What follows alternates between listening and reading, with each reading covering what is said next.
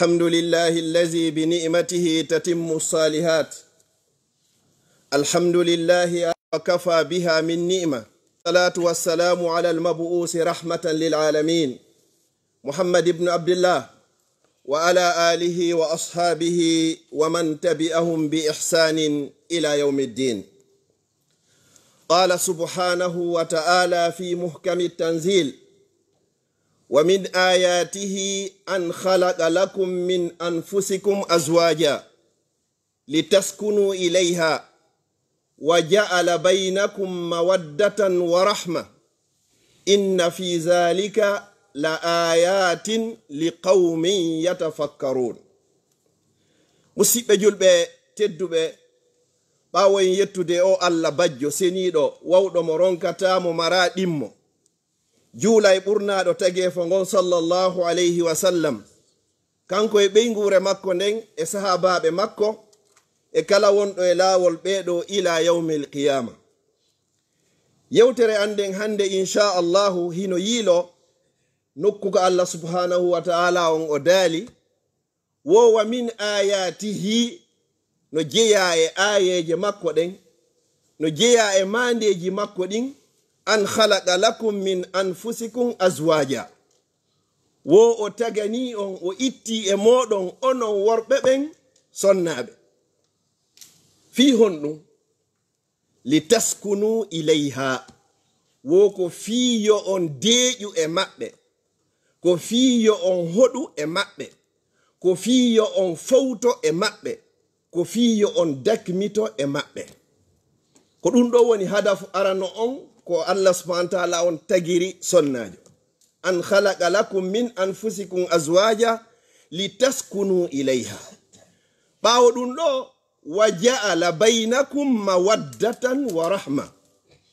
Ɓawo ɗum ɗo non o waɗi hakkundeji moɗon ko wi'ete kon giggol. Ɓawo giggol ngol o waɗoy ton wa rahmatan e yurmende. O ini wo inna fi zalika, woni e koko jantaɗo kon fow ittugol sonnajo on e gorko, ɓawo ɗum ɗon ittoya worɓe ɓen fof kadi e sonnaɓe ɓen, ɓawo ɗum ɗo kadi fiyo o deeƴu e makko, kanko kadi o deeƴa e makko, woko mandeji kono wona wonande fow, ko li qawmin, ko wonande yimɓe yatafakkarun ɓe hino miijito. Musidɓe julɓe tedduɓe, miɗo toro Allah subhanahu wa ta'ala on yo Allah hawrindina mi wonɗo e yewde on ko yiɗi o yarli, o waɗa o yimɓe heɗitotoɓe yewtere ɓe ƴetta ko ɓuri e moƴƴude kon ɓe naftora. Fi honɗum nde yewtere ɗo nde suɓana nelaɗo sallallahu alayhi wa sallam ɓe moɓidirno kala ko anduɗon bani adama hino wela mo, kala ko anduɗon bani adama no dakmitora e hoore o aduna, o moɓidiri fop nelaɗo sallallahu alayhi wa sallam ɓe waɗi sengo. Allah inniga deftere makko wo zuyyina linnasi, cuɗanama yimɓe ɓen dey hubbu shahawati, yiɗugol ko wi'ete kon tuyoji, weli fotiji, nemaji aduna, dakmitaragol aduna, nemaji ɗin fop Allah jantiɗi e suratu ala imran ɗi fop majji o ardidiri. O wi honɗum zuyyina linnasi hubbu shahawati, yiɗugol tuyoji. O fuɗɗori honɗum sonnaɓen, wo minan nisa'i, rewɓe ɓen, wal banina e ɓiɓɓe, si goɗɗo jombi o heɓari ɓiɓɓe haray himo suni, wal qanatiril muqantara, ko ɗum woni e village ji, étage ji, duplex ji, kala ko yondiri ka hoɗete, ɗum ɗo fof ko zinatul hayatu duniya. O ini honnuga min azahabi wal fidda, heɓugol kange e kalisi, ɗum ko heɓugol fewnɗo euro e dollar e franc CFA e kala mbuɗi ɗi anduɗon no jogui valeur. Wal khaylil musawwama, o khaylil musawwama e pucci eltaɗi, en famata ɗum ɗo hande. Ko ɗum fameten ɗo hande ko voiture lix, kala otowal jogingal valeur teddungal, hara sa yigal tu goɗɗo no tippo e maggal, anday oɗo Allah subhanahu wa ta'ala o neminimo. Wal an'ami e nemoraɗi, be'i e baali e geloɗi e nayi e gerto e kala ko anduɗon kon ko wiyete ko jawlu, o moɓidiri ɗum ɗo fop. Wal harsi e remuruji, plantation ji, jardin ji, kala ko anduɗon e nakoji ko yadata e muɗum. Allah subhanahu wa ta'ala waɗi ɗo fo sengo. Neɗɗo fo neɗɗo no yiɗi heɓugol suudu labandu, heɓa otowal labangal, heɓa laamu, heɓa jaahu heɓa teddungal heɓa gandal heɓa mbuuɗi boy hara kala ko immaniɗa tigi tigi on no marsude.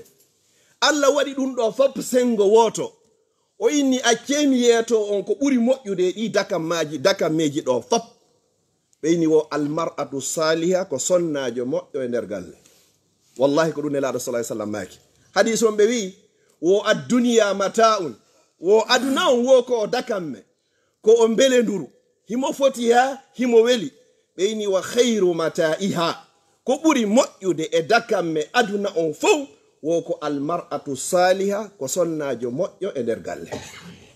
wallahi summa wallahi nelaɗo sallallahu alaihi wasallam la yantigu anil hawa ɓe wowlirta mbeleɗe in huwa illa wahyun yuha kala ko ɓe maaki ande ko wahyu immorɗoga subhanahu wa ta'ala. suudu labandu ka nder galle ɓutta ayyatandu, laamu ka nder suudu ɓutta ayyata laamu ngu, gandal ka nder suudu ɓutta ayyata gandal ngal, jawdi ka nder suudu ɓutta ayyata nafa gandal ngal, nayewu mawɗo ka nder suudu ɓutta ayyata. ɓe ƴetti ɗum ɗo fop ɓe waɗi a côté ɓeyni ko ɓuri ɗiɗo fop moƴƴude ko almar'atu saliha ko sonnajo moƴƴo e nder galle.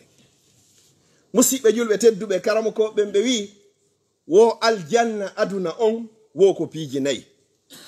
si Allah o kima ɗin ɗon hara ya heɓi aljanna aduna on wo ko ya eto hande kadi ɗaɓɓana hoorema aljanna lakara on. ko honɗum woni ɗin piiji nayi?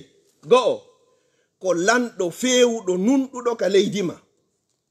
sa heɓi lanɗo fewuɗo nunɗuɗo ñinnayɗo sariya ka leydi ma hara ya heɓi toɓɓere wotere fi honɗum haray a hula a jinday ha leer mo falɗa a hewtta a hula goɗɗo no atakuma a wala to jemmo ɗanɗa a hula bandi a hula kuran no kupi a hula ndiyan no yehi a hula goɗɗo no jattuma a hula goɗɗo no toñuma. lanɗo fewuɗo nunɗuɗo ka leydi ma andu ɗum a heɓi toɓɓere wotere e toɓɓe holluɗi a heɓi aljanna aduna. ɗiɗi on ko honɗum ko debbo moƴƴo ka nder galle hara a yaltay ka yaasi yaha jindoya a hula hewta kadi ka nder suudu ka galle ko wawa caw ɗum ɗo woni ɗimmum ku tammun ɗum koyo Allah waɗu arsike ma on ka leydi ma hara na yadugo yalta. dare hande no heewirɗe yaasi ko sabu angal ɓuttu e jam e hoolare ka leydi ko ɗum yaltini ko yalti kon fo. kala ka yaruɗa e leyɗe aduna on fo kala ka moɓodiren a sikka on fop ko ɗo yaruɗe. kon ɗum waɗi ɗum hay e goto a yiyata dogayɗo jam, hay e goto a yiyata dogayɗo ɓuttu. kala doguɗo andu ko woni ɓawo makko kon hina jam. joni noon sa a heɓi lanɗo moƴƴo ka leydi, a heɓi sonnajo moƴƴo ka galle, a heɓi arsike ma on ka leydi ma, haray woni tati.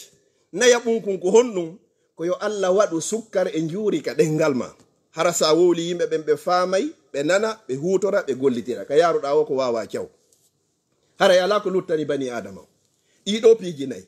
joni noon ɗiɗo fop ɓurna ɗon ɓe maaki ko ɓuri moƴƴude ɗiɗo fof ko fowtare nden ka nder suudu ko Allah wi kon li taskunu ilayha ko fiyon deeƴu e maɓɓe ko wiyete sakan kaka neɗɗo hoɗata. hara sa yehi ha a golloyi a ronki no woodi ka hewtita fiya fowto, sa sonjoyike ka yaasi no woodi ka hewtita ko ittanama sonja on, sa piyoyama ka yaasi hino woodi ka hewtta ka suudu ko mawlanama, sa barminoyama ka yaasi no woodi ka hewtta ka suudu ko waɗanama lekki kin. ko ɗum Allah waɗiri o sonnajo ɗo eni almar'a saliha sonnajo moƴƴo wo ko on ɗon ɓuri moƴƴude e dendangal dakammeji aduna. adduniya aduna on mata un ko dakamme wa khairu mata'iha ko ɓuri moƴƴude e dakamme aduna on fof almar'atu saliha ko sonnajo moƴƴo ka nder galle. torki Allah subhanahu wa ta'ala yo Allah on okkore ɓaw ɗum ɗo fof Allah subhanahu wa ta'ala ɓay o yewti ɗum ɗo fof o ini wo zalika mata'ul hayati duniya heɓugol sonnaɓe heɓugol kange e kaalisi e cuuɗi e otoje wo ko dakamme gurnan aduna. wallahu indahu husnul ma'ab kaka makko woni ɓuri moƴƴugol e ruttorde. honɗum waɗi ɗum ɗo par ce que ɗiɗo fof ñande goo ɗi taƴay. ñande goo yaha yahara a ci sonnajo on, a ci galle ɗen, a ci otowal ngal, a ci euro on, a ci dollar on, foppo a acci ɗo a buumama ɗo e perkani hu a ukkama e nder ngayka. kono seede wondema pellet ko sonna ɓen ko ɓe dakamme Allah subhanahu wa ta'ala ngo yewti ayon ɗon qul aunabbi'ukum bi khayrin min zalikum ene on accay mi yeeto on ko ɓuri on moƴƴande ɗiɗo fof ko ɓuri on moƴƴande ɗiɗo fof lillazina ttaqaw inda rabbihim no wodani ɓen huluɓe joomi maɓɓe ka Allah ton jannatun aljannaji wo tajiri hino ila min tahtiya e sengole majji al anharu canɗi khalidina fiha ko nder to woni ko ɓe luttinoyte ɗon on tigi naati aljanna ha gasi fi honnum aljanna ɓuri moƴƴirde o aduna ga fi honnum aduna on kanko o taƴe aljanna noon sa heɓi lanni yo Allah okku en jannatul firdawsil ala kono si aljanna naatama kadi ko honnum Allah fuɗɗori nder ton kadi oyni wa azwajun mutahhara e sonnaɓe laaɓuɓe laɓɓinaɓe ɓe nawyata ɓe mayata ɓe tunata ɓe fiilotako ɓe jibinta ɓeɗo kadi o fuɗɗori ka nder aljanna ton kadi wa azwajun e sonnaɓe mutahharatun koɓe laaɓuɓe koɓe laɓɓinaɓe kadi wonande natoyɓe aljanna ɓen yo Allah okkoyen ɗum ɗon Allah subhanahu wa ta'ala on ɓawɗum ɗo fof o inni wa ridwanu min Allah ndaare o adorita o jantagol mata duniya sonnaɓen so wato wa ridwanum e yarluye ko Allah inni mi yarlike on hande kadi hay hunde wata on hulu ko hikkoytoɗo ridwan kadi ko yo Allah ittoyay heedore ɗen ko woni hakkunde meɗen e makko har kala natoyɗo aljanna yi'oye Allah subhanahu wa ta'ala wano goɗɗo yirata lewru ñande 14 mayru Allah o fermiri aya on wa ridwanu min Allah wallahu basirun bil ibad Allah non himo rentigol jiyaɓe ɓen mo be meɗen himo renti ko woni e wadde ko shahidi e nder yewtere anden jonnon oɗo ko mata an e goɗɗo on wonday ronkon haɓude la Allah addoyi aya goo e suratu nisa o wi wallati takhafuna nushuzahunna fa'izuhunna jonnon o mataɗo fof o dakanme ɗo fof ko Allah nemini ɗo kon fof tawata aduna o fof so woniri sengo e tuyoji muɗum haray ko oɗo ɓuri e moƴƴude no nelaɗo sallallahu alaihi wasallam makiri noon o innino wallati takhafuna nushuzahunna fa'izuhunna jonnon so o yehi ha o nema ɗo o dakanme aduna ɗo o faalamama murtirde Allah inni fa'izuhunna ko premier on ni sharti ara noon ni o ko yon waajoɓe waajoɗamo na ñallal na yontere na lewru na hitande na duuɓi ɗiɗi woodino annabaɓe nodduɓe yimɓe muɗum duuɓi wulure manko ɗum 50 ko 11 ɓe heɓi an kadi ko ya wakkilo ko ɗum ɗo woni aran fa'izuhunna waajoɗa ɗon a sa ronki ko ɗum hikkoyta ɗon hande kadi wahjuruhunna shahide yewtere nden fof ko nde yewto ɗon faltino yewde wo ko yon taƴoɓe ko honto noon ɓe taƴete ɓay Allah subhanahu wa ta'ala no anduno en taƴoto haranaka hana taƴede ɗon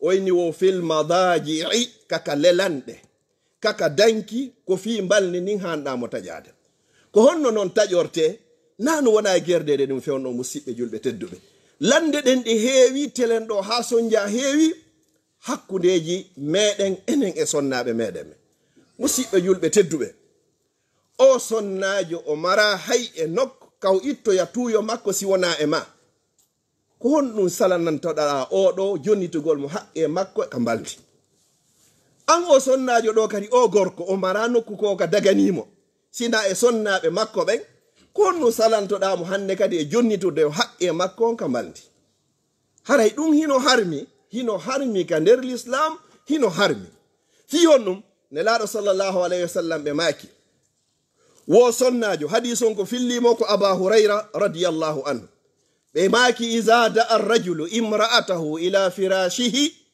fa abata alayhi la'anatha al-mala'ika hatta tusbiha si gorko fewti sonnajo mum miɗo hatonjini e ma e mbaldi sonnajo on salike luttitani sonnajo on malaika huɗay sonnajo on hatuma weeti ande noon malaika si huɗi goɗɗo haray o woɗɗinama e yurmede malaika ñamata yarata ɗanota ko resata ɓeɗo si huɗi goɗɗo jongande maka niɓɓi ha weeti haray siko kudditun oɗo heɓi ene joni noon hara ko sonnajo on tun huɗete si salike ka gorko on men si salike huɗete hi jawabon siko sonnajo on kay ɗaɓɓiri moodi muɗum gorko on o sali yo andu malaika huɗay mo hatuma nde weeti jonno musidɓe julɓe tedduɓe ko honɗum hanuɗen famugol e o hadis nelaɗo sallallahu alaihi wasallam na yen ƴettir o hadis ɗo frappire en sonnaɓen hino harmi wallahi no harmi mo be meɗen yo hulu Allah anda pellet hiɗa mari bandirawo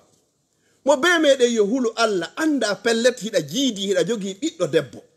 Hulu Allah anda pellet o bandirawo ma o yahay e dewgal o neɓata ɗon ha jombamo.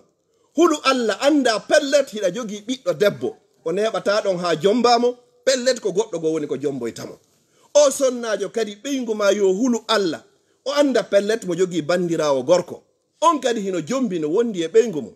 Yo hulu Allah kanko sonnajo on kadi yo andu pellet mo jogi ɓiɓɓe worɓe, pellet ɓen kadi ɓe jomboyte. A lettata ɓiɗɗo goɗɗo ɓiɗɗo ma on jala, a wullinta goɗɗo jala. Sa letti modi ma Allah wurtoyay debbo go kadi ko letta kadi ɓiɓɓe ma worɓe ɓen. An kadi sa letti ɓeygu ma wallahi no wodi bakkatuji ɗi yadatake lakara. Allah wurtoyay debbo go ko ara ɓiɗɗo ma on jomba on letta moɗon hara hay hunde a wata wadde. Kamatu dinu to danu kono nyawlirɗa o ko no yoɓitirteɗa, no gollirɗa o kay ko non hettirta joddi ma. Musidɓe julɓe tedduɓe wonata nyallal balɗe ɗiɗi ɗe lande ɗe arari. Allah ko inni ka deftere makko fa imsakun bi ma'ruf, jogitorono moƴƴiri aw tasrihum bi ihsan. Si yehi ha tawi wawata ko wonnade accitirgadi hara no moƴƴiri. Wala ta'duluhun, wata on laaguɓe, wata on lorruɓe, wata on tampinɓe. Si tawi noon o sonnajo ɗo puusama ɗo yehi ha o waɗoyi jeeno, hara ko gorko yinigol mi sanctionnera mi pinira mo ɗum ɗo mi ittotomo mane. Si tawi o sonnajo wona hulowo Allah, so yalti o waɗoyi goɗɗum ka yaasi. An sonnajo on kadi si tawi o gorko wona hulowo Allah, so yalti o waɗoyi goɗɗum kadi ko yaasi. Famaza taqulu li rabbik, ko ɗum yoyiɗayta jomi ma. A yeggiti o ko ɓiɗɗo goɗɗo, a yeggiti o ko bendirawo goɗɗo, a yeggiti o ko nene goɗɗo, a yeggiti hiɗa mari ɓiɗɗo debbo, hiɗa mari bandirawo debbo, ko debbo kadi woni ko jibi ma. Musidɗo julɗo tedduɗo, hulen Allah e ɓe sonnaɓen kadi yo hulu Allah e ɓe worɓe. Mo be yo jogitor anda koye hoore hoolare ko amana, wasa tusalu anha yawmal qiyama. Wallahi Allah landitoroytama fi makko yawmal qiyama. An kadi sonnajo on Allah landitortoma fi modi o yawmal qiyama. Si yehi ha hewti nokkugo waynodiri e hoore jam moƴƴere hara on lorrindirari. Nelaɗo sallallahu alaihi wasallam ko maki hadisi selluɗo, la da wata rede, wata a lorru wata jaɓu lorrede, wata a lorru wata jaɓu lorrede. Seede sonjaji ɗin ɗi hewti si yehi ha jemma fof haji hay hunde marsari, gorko on fina bimbi hino fifo pette. Ma si tawi ko debbo landi heɓari fina bimbi no fifo pette. Conséquence jemma on ko marsari kon fof koye hoore hombo wona e liɓede, koye hoore ɓe fayɓe ɓen. Ka pay ko memminiɗo wo ko soofingol ko yenna kon huɗa kun tum, kon ɗum pay kon waɗi. Siko an debbo on na pay kon salanima, siko on gorko on kan na pay kon woni ko salanima. Yoni gorko on suusata memugol debbo o yana e fayɓe ɓen huɗa. Si baba sa'ama ko ɓiɓɓe ɓen ɓendata fi honno ɓe ɓendata fes. Si tawi ko nenejo on kay la même chose, itta conséquence on fof e hoore maɓɓe. Joni no wona jemma marsiri o, wona dengal ngal, na dewgal ngal woni ko ɓutti, wona ɓiɓɓe ɓe heɓuɗon ɓen kadi woni ko Allah watta barki e muɗum. Fi honnon ko huɗugol yenna tun hande kadi pay koye fiida nder suudu no e yaajude ɓittana ɓe hande kadi. Nelaɗo sallallahu alaihi wasallam ɓe maki lam ubu as la'anan, min dey mi nelaka few komi huɗowo. Heferɓe ɓe lorruno sahaba ɓen ha hewti nokkugo. Sahaba ɓe ngari ka nelaɗo sallallahu alaihi wasallam, ɓeyni nelaɗo sallallahu alaihi wasallam toro Allah e dow ɓe. Nelaɗo fewti ɓeyni wo lam ubu as la'anan, min mi neliraka de huɗugol, wa ma arsalnaka illa rahmatan lil alamin. Menen men nelirari masi wona yurmende wonande tagefo ngon.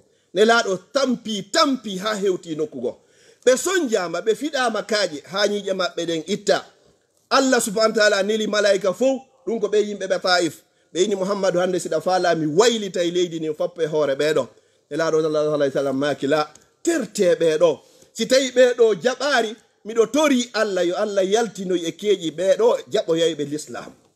Subhanallah, Allah jaabini du'a nelaɗo sallallahu alaihi wasallam mo be men kala yawɗo Makka yo yaw Taif ndara. Ala saare deƴude tawata kano newi ɓawo Madinatul Munawwara ɓuri Taif. Nelaɗo sallallahu alaihi wasallam ɓe jaɓano huɗugol. Amma noon an jibina ɓiɗɗo yaha ha o janɗa dankoɗamo dépensamo o sonjama yaha ha ɗum janɗa tawata ko yoɓirta kon hande fi jemma hun kum marsari ko huɗugol ɗo. Ma nenajo ngam fi jemma marsari ko huɗugol ɓiɗɗo on, conséquence on fof ƴetta e fawa ɓiɓɓe ɓen. Fama zambuhum Allah inni wala taziru waziratun wizra ukhra. Hay goto rondiɗo bakka to ronnanoyta ko goɗɗo go. Ko honɗum ko sonjidirɗon onon ɗiɗo jemma kon, ko honnum ittanton ɗon e hoore ɓikkoy koye anda hay e hunde.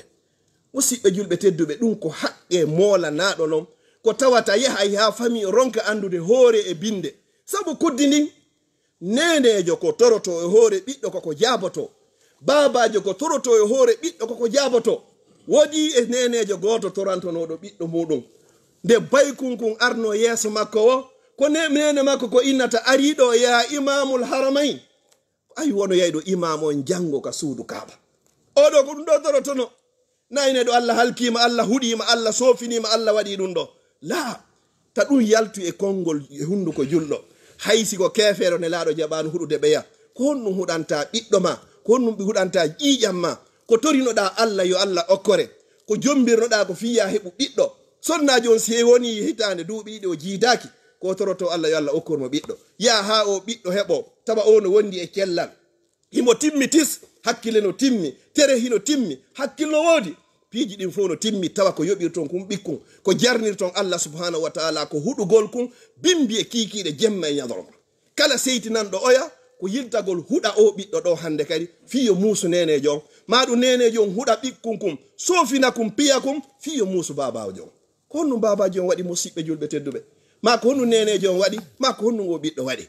Sa wawata yottade waɗuɗoma on, ta ƴettu ɗum ɗon fawa e hoore goɗɗo go, ta ƴettu ɗum ɗon fawa e hoore goɗɗo go. Allah no inni ka deftere makko, wa an laysa lil insani illa ma sa'a.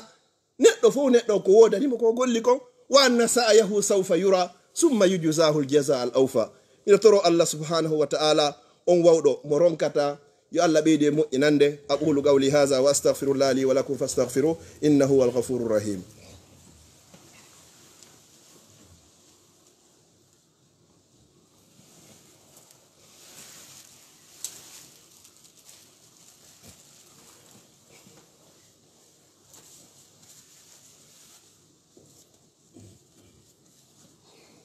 الحمد لله رب العالمين الحمد لله الذي بنعمته تتم الصالحات الحمد لله الذي أنعم علينا بنعمة الإسلام وكفى بها من نعمة أما بعد فيا عباد الله musidɓe julɓe tedduɓe ɓaawo yettude Allah subhanahu wa ta'ala laawol ɗiɗaɓol juulna e ɓurnaɗo tagi fo ngon sallallahu alayhi wa sallam kanko e ɓeygure makko nde fof e sahabaɓe makko e kala wonɗo e laawol ɓeɗo ila yawmil qiyama e torki Allah yo Allah waɗen e maggol. Hara yaduminadande yewtere nden miɗo toro Allah subhanahu wa ta'ala yo Allah taw hara ko fi Allah mi yewtiri jentoyiɓe wonnanira fi Allah, gollitira fi Allah, ko ayeje qur'ana e hadiseji woni komi andintini ɗo. Go'o ka resumugol yewtere nden, sonnajo ko nema yo Allah neminir en ɗum ɗon adna e lakara. ɗiɗaɓum ɗum, neɗɗo fo neɗɗo yo rento e huɗugol. Neɗɗo ko seytini wo ko seytini wata o huɗu. Ari e qissaji ko filla, mawɗo goto arno tawi ko sanga ka tawata ndiyan hino satti heɓugol, wela heɓugol, plein désert, hay heɓugol ngol tun ko yara ko ko no metti fi. Mawɗo on heɓoyi ndiyan seeɗa, o inni yo o salligo.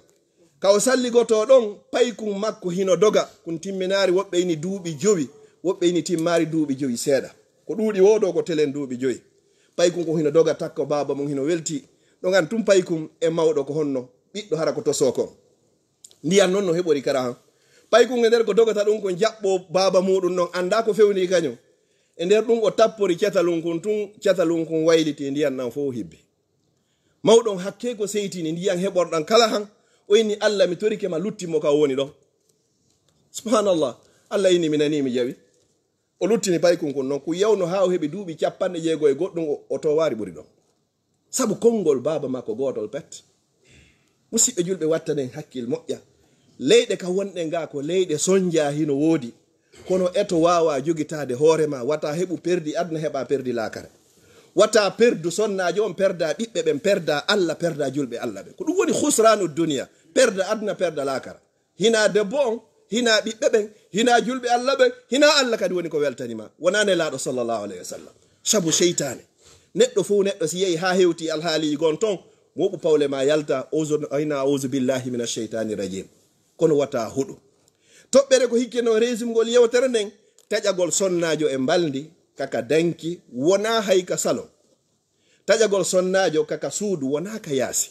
Ko ɗuuɗi ha kadi karama ko ɓe wi ko balɗe 3, ko ndaarugol kadi so tawi battinayi e makko o yiltito e ko haɗuɗama kon. Si wona ɗum ko a ƴettu solution ngo, mi sakkitora toɓɓere honno Allah inni sa waajike marsari a ƴetti tambuy haray ya taƴo si ɗon marché yaari Allah inni wadribu honna o ɗon fermita yewtere hande woyon piwɓe ɗum wona piirede noon fewnɗo ko ni wallahi wonani l'islam on no harmini hattirde e harmingol tappugol sonnajo e yeeso l'islam on no harmini hattirgol harmingol tappugol sonnajo piyamo ha tawata ɗum battiday e makko bonna programme ji makko wona noon fere yaltinamo ƴiƴam wona noon fere an golko on hollamo wonnema ɗa waɗi karati hara ko waɗugol kamoyje waɗa utte waɗa dampe subhanallah fewndo luuboto maɗa o ɗon a yeggiti hiɗa mari ɓiɗɗo debbo on o jomboyte fewndo sokatamo ɗon kamoyre ma dampere a yeggiti hiɗa mari bandirawo on no jooɗi ka gorko goo kadi fewndo wattamo nden uttere e dampere ɗon luubo yaltina ƴiƴam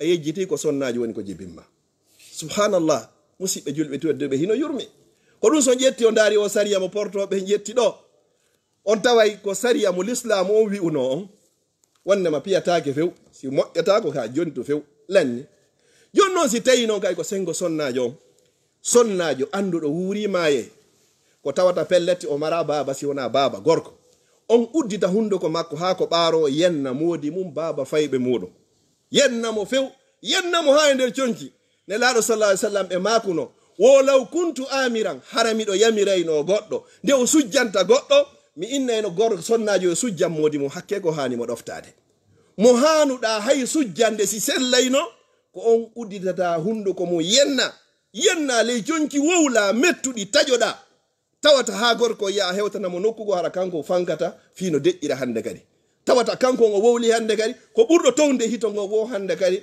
ko on ɗo hito mum wone nanede ko ɓuri fanɗude e sonnajo ƴaggal ngol moodi mum ko si konguɗi moɗon mbuɓɓodiri o fuɗɗo wolde tu wowla haraji yantaki haray a ƴagganimo a yawikemo a jonnitarimo haqqe makko on Allah landitoytoma fi muɗum yawmal qiyama sina ɗum so fuɗɗike ko ya deƴƴu sonnajo yo andu ɗum ɗo pellet aljanna makko on ko e ley kungorun ɗo woni kun laba kun kaani kun juuti kun raɓɓiɗi kun rawni kun ɓawli fodde ko moodi ma sa heɓa e moƴƴere janngo koye juuɗe oɗo o gorko ɗo kadi yo andu nelaɗo sallallahu alaihi wasallam maki kullukum ra'in wa kullukum mas'ulun an ra'iyati on fo moɗon kon hayyinaɓe pellet alanditoyten fi oɗo yawmal qiyama fodde tawata pellet oɗo ko ɓeyguba joni noon ko tawata hiɗa aynina kon ko ya luubo ko ayninaɗa kon ko ya piyu dampa sokana suudu yaltina an o sonnajo ɗo kadi o mo ayninaɗa ka heɓoyta aljanna ɗon aljanna ma on e yiite ma ngen fop ko ɗo woni tawata pellet ko ɗum ɗo yennata wikkoɗa salonoɗa mbaldi saloɗa defgo saloɗa woncito kala ko anduɗa hino mettamo kon fop ko ɗum ɗon petto wonɗa wadde